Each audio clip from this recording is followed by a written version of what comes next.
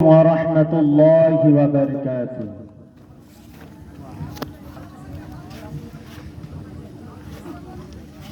মুহতারাম হাজিরিন, সবথেকে লক্ষণীয় বিষয় হলো যে আমার কানাকাটের যুবক ভাইয়েরা অক্লান্ত পরিশ্রম করে মেহনত করে এই মাহফিলটাকে সাজিয়েছে। তারা সারাদিন মেহনত করার পরে একটা সুন্দর মাহফিলকে সাজানোর মতো তাদের তৌফিক হয়েছে বা আল্লাহ তৌফিক প্রদান করেছেন। কিন্তু সব থেকে আফসোসের বিষয়, কষ্টের বিষয় এটাই যে তারা যে উদ্দেশ্য নিয়ে, যে আশাটা নিয়ে, যে আকাঙ্ক্ষা নিয়ে, যে অন্তরের ভালোবাসাটা নিয়ে এই মাহফিলটাকে কায়েম করলো, সেই আশাটা এখনো পর্যন্ত পূরণ হলো না। কি ভাইরা কাজ সাকসেসফুল করতে পেরেছে, তাদের স্টেজকে সাজাতে পেরেছে, তাদের সমস্ত জায়গাগুলোকে সাজাতে পেরেছে, রাস্তায় লাইট লাগিয়ে তারা কমপ্লিট করতে পারলো, কিন্তু যাদের জন্য করলো, যাদের আশা নিয়ে করলো, তারা এখনো পর্যন্ত রাস্তাঘাটে ঘুরে পড়ছে, বাড়ির মধ্যে অযথা বসে আছে, রাস্তাঘাটের সময়গুলো কাটাচ্ছে। মুহতারাম বুজুর্গ দোস্ত, আল্লাহ রাব্বুল আলামিন দুনিয়ার বুকে অনেক রকমের মাহফিল হয়, অনেক রকমের অনুষ্ঠান হয়, সেখানে লক্ষ লক্ষ মানুষের সমাবেশ হয়, অনেক রকমের ফ্যাসিলিটি থাকে, কিন্তু মুহতারাম বুজুর্গ দোস্ত, এই পৃথিবীর মধ্যে এমন কোন মাহফিলে আল্লাহ রাব্বুল আলামিনের ওয়াদা রয়েছে বলে কেউ ওয়াদা দিতে পারবে না, কেউ ঘোষণা দিতে পারবে না।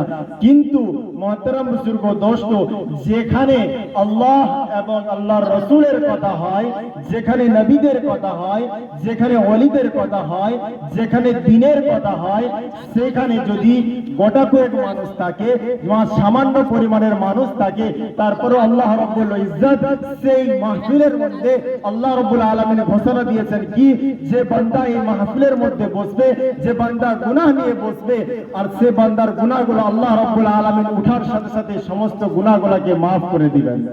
সুবহানাল্লাহ বলা যাবে না ভাই?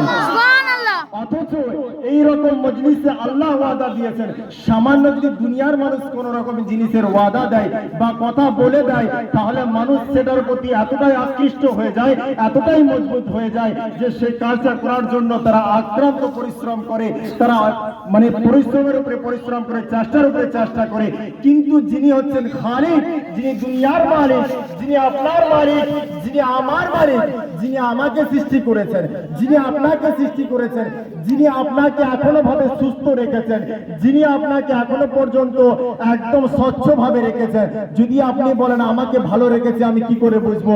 মুহতারাম বুজুর্গ দোস্ত, আপনি যে ভালো আছেন, আপনি যে উত্তম আছেন, এটা লক্ষ্য করার জন্য, এটা পরীক্ষা করার জন্য, এটা জানার জন্য আপনি একটা জিনিস লক্ষ্য করেন।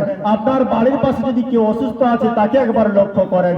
আপনি যদি এটাকে পরীক্ষা করার জন্য, এটাকে যাচাই করার জন্য যদি আপনি জানতে চান, তাহলে আপনার পাশে একটি হাসপাতাল রয়েছে, সেইখানে গিয়ে একবার দেখে আসুন আপনার মতো কত মানুষ যে ব্যথার কারণে ছটফট করতেছে, আপনার মতো কত মানুষ শ্বাস প্রশ্বাসের কারণে তারা ছটফট করতেছে, আপনার মতো কত মানুষ তারা ব্যথার যন্ত্রণায় ছটফট করতেছে।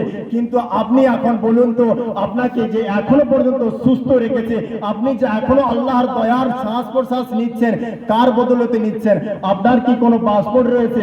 আপনার কি কোনো ভিসা রয়েছে এই শ্বাস প্রশ্বাসের? আপনার কি কোনো রকমের ট্যাক্স দেওয়া লাগছে এই শ্বাস প্রশ্বাসের? আপনি যে স্বচ্ছভাবে চলাফেরা করছেন, আপনার কি কোনো টাকা দিতে লাগছে? কাউকে দিতে লাগছে না। আল্লাহ রাব্বুল ইজ্জত ফ্রি ভাবে দিয়ে রেখেছেন, আল্লাহ রাব্বুল ইজ্জত ফ্রি ভাবে আপনাকে স্বচ্ছভাবে রেখেছেন, সুস্থ রেখেছেন। আর আল্লাহর যদি সুস্থ নিয়ামত পেয়ে, আপনার আল্লাহর যদি প্রত্যেকটা নিয়ামত পাওয়ার পরও আপনি যদি মানুষ হয়ে, আপনি যদি ইনসান হয়ে সেই নিয়ামতের শুকরিয়া আদায় না করতে পারেন, অযথা যদি রাস্তার মধ্যে সময়টা কাটিয়ে দেন, আর যদি বাজারের মধ্যে সময়টা কাটিয়ে দেন, আর এত সুন্দর সুযোগ পাওয়ার পরও গুনাহ খাতাগুলোকে মাফ না করাতে পারেন, তাহলে আপনার থেকে হতভাগা, আপনার থেকে নাফরমান, আপনার থেকে বেঈমান, আপনার থেকে নিকৃষ্ট, আপনার থেকে বেঈমান আর দুনিয়ার বুকে, আল্লাহর জমিনে, আসমানের নিচে আর কেউ হতে পারে না মুহতারাম বুজুর্গ দোস্ত। আর আপনি যদি নিজেকে ভাগ্যবান মনে করেন, তাহলে আপনি অযথা এই বাজারের মধ্যে না ঘুরে, অযথা সময়টা না কাটিয়ে এই নুরানি মজলিসে এসে সামান্য পরিমাণ যদিও কথা কে বলছে সেটা না দেখে কথা কি বলা হচ্ছে সেটা যদি লক্ষ্য করে আপনি একটা কথা ভালো করে শুনে দিলের মধ্যে ঢুকিয়ে নিতে পারেন, কাল কিয়ামতের ময়দানে, মহাশরের ময়দানে আল্লাহ রাব্বুল ইজ্জতের দরবারে যখন দাঁড়াবেন তখন কমসে কম এটা তো বলতে পারবেন যে আপনি যে মজলিসের উপরে ওয়াদা রেখেছিলেন সেই মজলিসে গিয়ে কিছুক্ষণ সময় আমি কাটিয়েছিলাম, এটা তো আমি আপনি বলতে পারবো, কমসে কম এটুকু তো আমি করতে পারবো। আর যদি আপনি এসে এখানের কথা শুনে বা কারোর মাধ্যমে যদি আপনার হিদায়াত হয়ে যায় তাহলে এর থেকে বড় জিনিস আর কিছুই হতে পারে না মহতারাম বুজুর্গ দোস্ত। তাই আমার আবেদন এবং আমার ভাইদের আক্রান্ত পরিশ্রমের পরে যারা এই মজলিসটাকে কায়েম করেছেন তিনাদের ভালোবাসায় কমসে কম যে ভাইয়েরা অযথা রাস্তার মধ্যে দাঁড়িয়ে রয়েছেন, আড্ডা দিচ্ছেন, সকলে এই মজলিসের মধ্যে চলে আসি। আপনাদের সম্মুখে অনেক বড় বড় আলেমগণ রয়েছেন, তিনারা বক্তব্য রাখবেন, তিনাদের বক্তব্য শুনবেন। তিনারা আসার আগে আমাদেরকে মজলিসটাকে সুন্দরভাবে সাজিয়ে নিতে হবে, কেননা একজন বক্তার বক্তব্য তখনই ভালো হয় যখন মজলিসে শ্রোতা বেশি হয় আর শ্রোতাদের মধ্যে শোনার আগ্রহ অনুভব থাকে, অনুভূতি থাকে, তখনই বক্তার বক্তব্য ভালো হয়। যদি আপনারা এরকম থাকেন, বড় বড় মুফতি সাহেব নিয়ে আসছেন, তিনি এসেই তো তিনার মন খারাপ হয়ে যাবে, কথা থেকে দিল থেকে যে কথাগুলো বলার তার ইচ্ছা থাকবে, আপনাদের দেখার পরে সে কথাগুলো আর বার হবে না। তাই মহতারাম বুজুর্গ দোস্ত, কে কি বলছে সেটা না দেখে কি বলা হচ্ছে সেটার দিকে লক্ষ্য করে সকলেই নুরানি মজলিসের মধ্যে চলে আসি।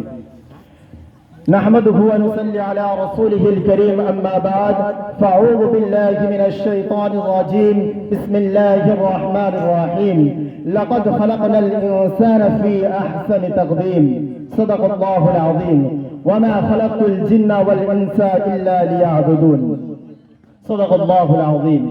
সমস্ত প্রশংসা, সমস্ত আরাধনা, সমস্ত উপাসনা সেই মহান রব্বুল ইজ্জতের জন্য, যেই মহান রব্বুল আলামিন আমাকে আপনাকে ভালোবেসে মহব্বত করে করুণা করে আমাকে আপনাকে ঈমানওয়ালা করেছেন।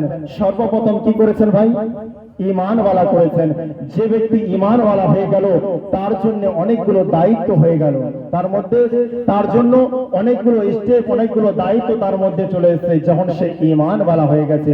আমি আর আপনি ঈমানওয়ালা, তাই আমার আপনার মধ্যে অনেকগুলো দায়িত্ব রয়েছে।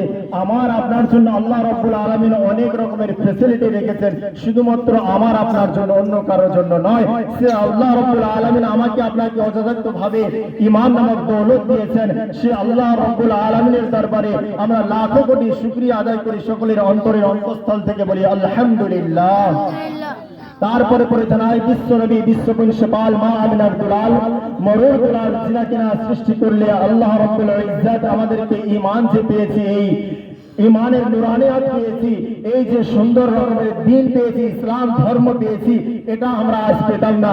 জিনার আক্রান্ত পরিশ্রমে, জিনার মোবারক চেহারার মধ্যে, জিনার মোবারক নুরানি চেহারার মধ্যে মশামাছিকে আল্লাহ রাব্বুল ইজ্জত বসা হারাম করেছিলেন শুধুমাত্র এই দ্বীনকে প্রতিষ্ঠিত করার জন্য, এই উম্মতকে জাহান্নাম থেকে বাঁচানোর জন্য, জান্নাতে নিয়ে যাওয়ার জন্য। এই সুন্দর চেহারার থেকে রক্ত প্রবাহিত হয়েছে, রক্ত ঝরে পায়ের মধ্যে জমাট বেঁধে গেছে, তারপরে ফেরেশতা সঙ্গে সঙ্গে হাজির হয়েছে আর আমার আপনার নবীকে বলেছে যে আপনি একবার ঘোষণা করুন, এদের জন্য একবার বলুন